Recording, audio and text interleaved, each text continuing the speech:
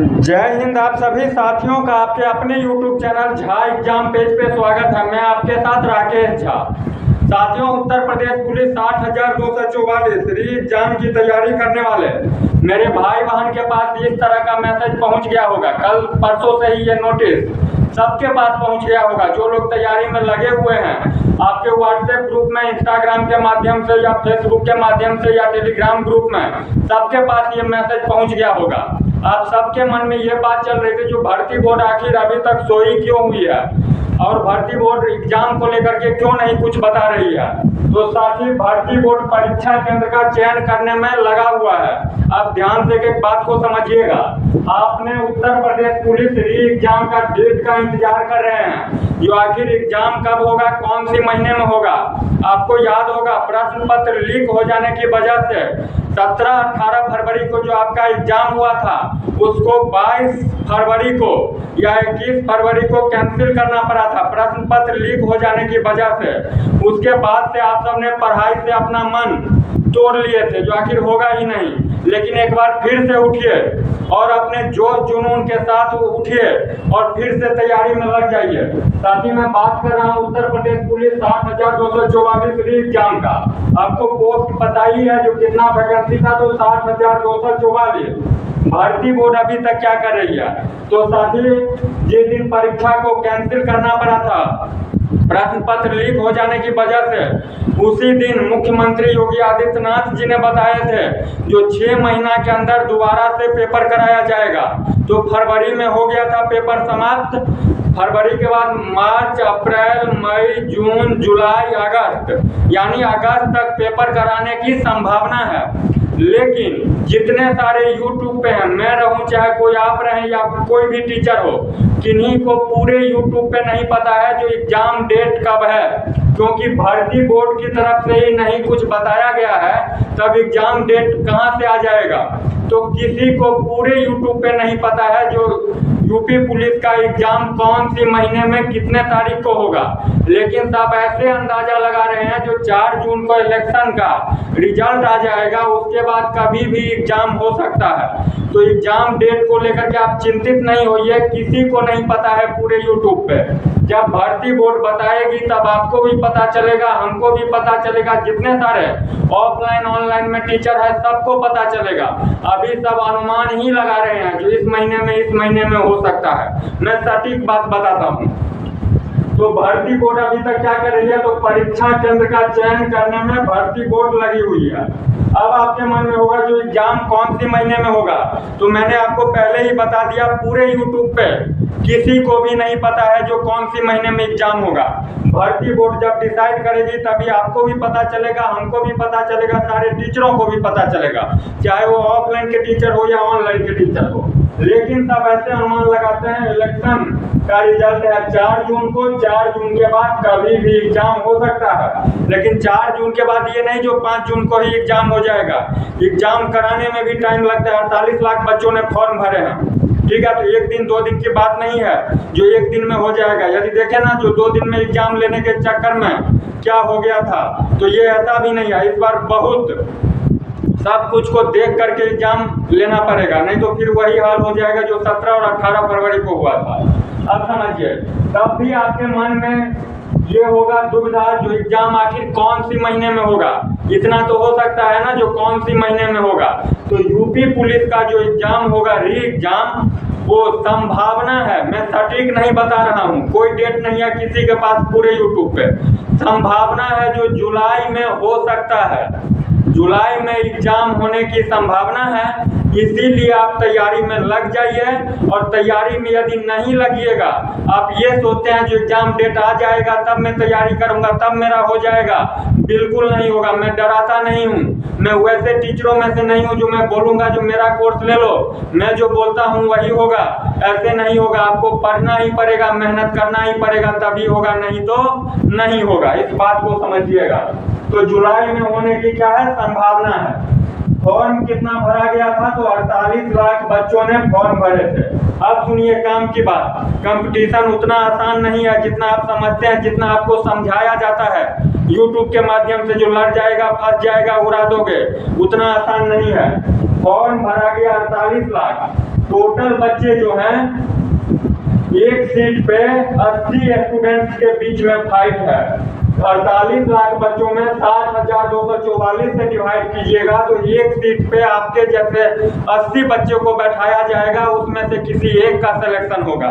अब आपके मन में होगा जो सब पढ़ने वाले नहीं हैं, मैं मान लिया आपका बात, जो 48 लाख बच्चे जो फॉर्म भरे हैं सभी के सभी पढ़ने वाले नहीं हैं, लेकिन मान लीजिए आप 20 लाख बच्चे यदि पढ़ने वाले हैं, सही में पढ़ते हैं, बिल्कुल पढ़ते हैं, मेहनत करके पढ़ते हैं, तो उसको यदि 20 लाख को डिवाइड कीजिएगा 60,244 में, तो एक सीट पे 33 बच्चों के बीच में फाइट है।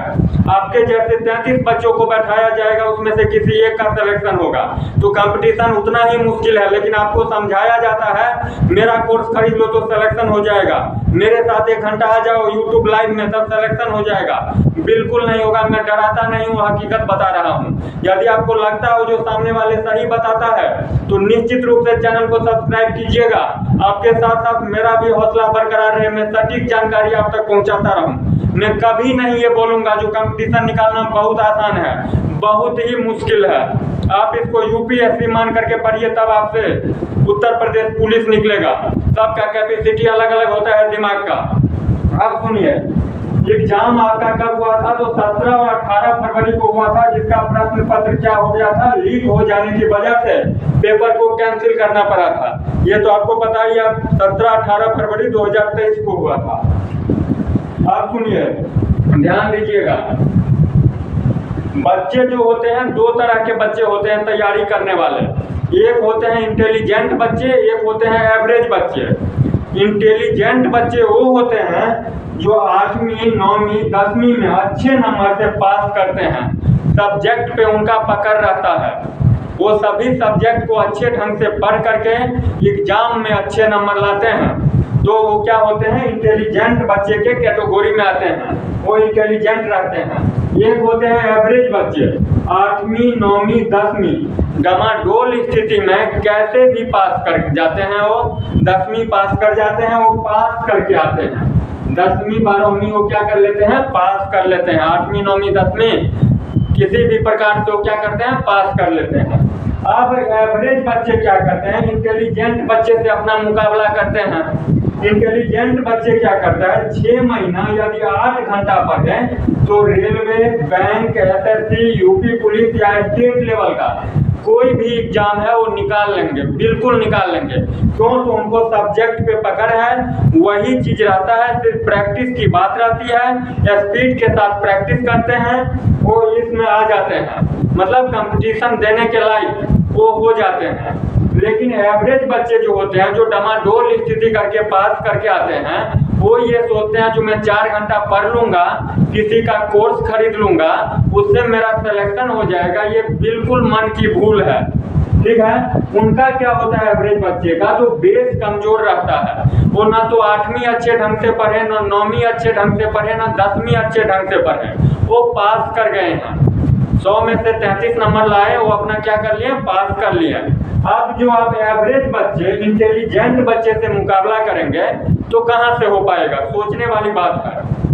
जनरल कंपटीशन में यही सोचने वाली बात है, इसीलिए एवरेज बच्चे का रिजल्ट नहीं आता है। मैं ये नहीं बोलता हूँ जो एवरेज बच्चे का नौकरी नहीं होता है, मेहनत करने से कुछ भी हो जाता है, लेकिन ना तो आप 8वीं में मेहनत किए, ना 9वीं में, ना 10वीं में, और ना अब मेहनत करना चाहते हैं, तो अब कैसे होगा। इंटेलिजेंट बच्चे जो होते हैं वो 8वीं, 9वीं, 10वीं इस तीनों में इतना मेहनत किए रहते हैं, जो 10वीं के बाद जब वो फॉर्म भरते हैं तो 5 घंटा 7 घंटा पढ़ते हैं और कंपटीशन के देने के लायक हो जाते हैं। आप एवरेज बच्चे में से हैं, न स्कूल में अच्छे ढंग से पढ़े, न अभी पढ़ रहे हैं, तो कैसे आपका रिजल्ट आ जाएगा। क्योंकि फॉर्म की संख्या सीमित है, बच्चे हो जाते हैं ज्यादा क्या बहुत ज्यादा हो जाते हैं। यहाँ पे देखिए, एक सीट पे 80 बच्चों के बीच में फाइट है, और आरपीएफ में 600, एक सीट पे 600 बच्चों के बीच में फाइट है। तो कंपटीशन तो इतना तगड़ा है। तो आप ये सोचते हैं एवरेज बच्चे क्या करने लगते हैं, इंटेलिजेंट बच्चों के साथ अपना मुकाबला करने लगते हैं। वो भी 5 घंटा पढ़ रहे हैं तो मैं भी 5 घंटा पढ़ूंगा तो हो जाएगा, बिल्कुल नहीं होगा। आप यदि स्कूल में अच्छे ढंग से नहीं पढ़ के आए हैं तब आपको अभी पढ़ना ही पड़ेगा। 10 घंटा, 12 घंटा, 14 घंटा पढ़ना ही पड़ेगा। आप इसको यूपी पुलिस मान करके नहीं पढ़िए, आप इसको ये मान करके पढ़िए जो मेरे लिए यूपीएससी है। यदि मैं नहीं पढ़ूंगा तो मेरा सिलेक्शन नहीं होगा। यूट्यूब पे जो सब बोलते हैं ना, जो ये फॉर्म निकला है भर दो, मेरे साथ पढ़ लो और अपना सिलेक्शन ले लो, ये किसी का नहीं होता है। ये सिलेक्शन इंटेलिजेंट बच्चे का होता है, जो स्कूल से अच्छे ढंग से अच्छे नंबर लेकर के पास किए हैं। वो किसी का कोर्स खरीद लेते हैं या किसी का लाइव वीडियो 2 महीना देख लेते हैं तो उससे उनका सिलेक्शन हो जाता है। एवरेज बच्चे उसी को देखते देखते में अपना टाइम बिता देते हैं, ठीक है, अपना एज खत्म कर लेते हैं, उनका एज समाप्त हो जाता है, घर की जिम्मेदारी बढ़ जाती है, पढ़ना छोड़ देते हैं। यदि ज्यादा पैसा रहता तो यूपी पुलिस की तैयारी करते हैं कि अपना बिजनेस करते। किसान मजदूर गरीब के बच्चे हैं हम लोग, इसीलिए यूपी पुलिस में जाते हैं। ये कहने के लिए बाबू बहुत आसान है, कहने के लिए बाबू बहुत आसान है। जो सरकारी नौकरी का फॉर्म भर दो, 300, 400 या 500 रुपया लगता है फॉर्म भरने में, और इसमें तुम्हारा सिलेक्शन हो जाएगा। ये कहने और सुनने में ही अच्छा लगता है। जब आप एग्जाम देने जाइएगा, एग्जाम सेंटर पे जाइएगा, जब प्रैक्टिस करते हैं तब आपको पता चलता होगा जो दरअसल वास्तविकता है क्या। कितना कठिन एग्जाम होता है, एग्जाम भी कठिन होता है। ये नहीं समझिएगा जो आसान हो जाता है। घर पे बनाने में कुछ और एग्जाम सेंटर पे जाकर के जब आप क्वेश्चन सॉल्व करते हैं, दोनों में जमीन आसमान का अंतर होता है। समझ रहे हैं बात? तो ये कहने के लिए है, जो 400 रुपये में ये फॉर्म भरा जाता है, भर दो, हो जाएगा। बहुत मुश्किल है, इसको आप समझिए इस बात को। और चैनल पे हैं और सटीक जानकारी चाहते हैं तो निश्चित रूप से चैनल को सब्सक्राइब कीजिएगा, वीडियो को लाइक कीजिएगा। और यदि अभी तक आप स्थिर होकर के बैठ चुके थे, जो एग्जाम डेट को लेकर के आपके मन में संशय था, जो कब एग्जाम होगा कि नहीं होगा, तो एक बार फिर से उठ जाइए, अपने पूरे शरीर की ऊर्जा को एक जगह पे एकत्रित कीजिए और लग जाइए तैयारी में। जुलाई में आपका एग्जाम होने की संभावना है। मैं ये नहीं बोल रहा हूँ जो जुलाई में ही होगा, मैं वैसे टीचरों में से नहीं हूँ। जो जुलाई में एग्जाम होने की क्या है संभावना है, लग जाइए, लगिएगा तभी होगा, नहीं तो आपके नहीं होने से किसी भी टीचर का कोई भी फर्क पड़ने वाला नहीं है। समझ गए बात? यदि चैनल पे आप नए हैं तो निश्चित रूप से चैनल को सब्सक्राइब कीजिएगा, वीडियो को लाइक कीजिएगा। कोई भी डाउट हो, कमेंट बॉक्स खुला हुआ है, कमेंट करके मुझे जरूर पूछिएगा। मिलते हैं नेक्स्ट वीडियो में, तब तक के लिए बाय बाय, जय हिंद।